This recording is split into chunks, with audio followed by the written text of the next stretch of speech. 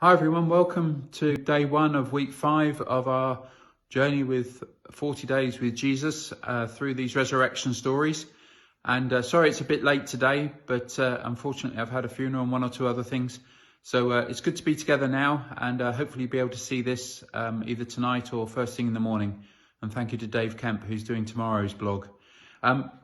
Last week we walked through this story of the reinstatement of Peter by the risen Jesus on the edge of the Sea of Galilee. And this week we are moving up to the hills and the mountains behind the Sea of Galilee, up in the north. You might be able to see it from this map. We're sort of up in this area up here above the Mount of Beatitudes.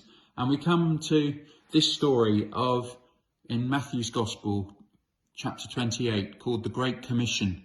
And Jesus commissions his disciples to go out and make disciples of all nations, baptizing them in the name of the Father, the Son and the Holy Spirit. It's the culmination of Matthew's Gospel, and a wonderful story it is too. And we're going to be looking at this story this week. And when we look at this mountain and Jesus at the top of it, it should remind us of other mountains that figure in the Bible. Whether we like mountains or not, mountains have an important role to play in biblical history. You might remember Jesus himself being up another mountain, this time at his transfiguration with Moses and Elijah back in the earliest part of his life.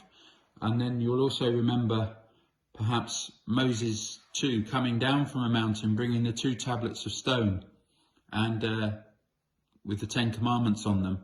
And it said that his face shone like the sun. So as well as mountains, one of the key things that seems to be important about meeting with God is this use of light, whether it be the light of Moses and his face, the light of Jesus radiating God's glory, or whether it be, as we discovered when we looked at the story of Thomas, that here is a picture of the Turin Shroud, this 3D image that seems to be impregnated into the very fabric of the cloth. Whatever we may think about the Turin Shroud, one of the things scientists have found is that the only way to create this in 3D image is through a phenomenally intense momentary explosion of light. And that light then really indicates to us that it's not so much the burial cloth of Jesus, but should indeed be the resurrection cloth of who Jesus is and the way God raised him from the dead. So, however we understand it, light seems to play a key part in all that we do, and that speaks into holiness and our experience of meeting with the risen God. And holiness is a wonderful and yet strange concept. And the Bible Project people have done a really good little video about it. We've used it a few times in church, but I'll ask Kirsty to put it up again for anyone who hasn't seen it. Because strangely, as we come closer to the risen Jesus, we can become ever more aware of our failings and shortcomings. The shadow in our lives becomes both longer and stronger the closer we come to the risen Jesus.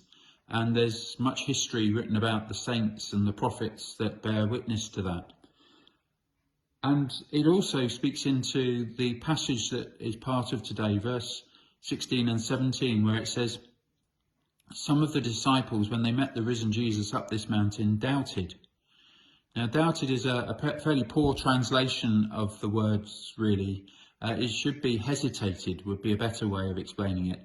And why do we hesitate from coming close to Jesus, to the risen God? It's because of our feelings of inadequacy, our feelings of poor self-worth or being unworthy.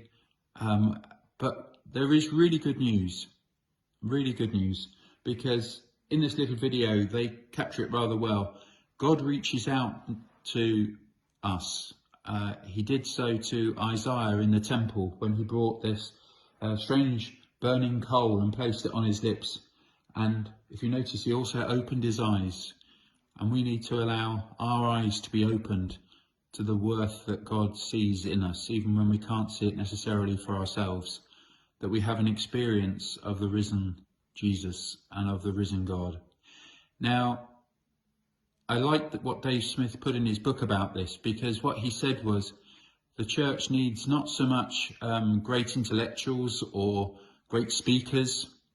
He just needs ordinary people, people like you and I, but to be great witnesses to the extraordinary touch of God's life and light and grace and holiness in our lives.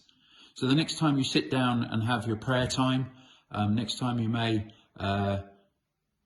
come close to God in worship, then just be aware of this wonderful, beautiful, awesome holiness that is in the person who sat right next to you. I love this little video, this little slide that I came across. It says, Lord, prepare me for what I am praying for. I think that ought to be on all the orders of service, and indeed in our prayer books and prayer in our Bibles.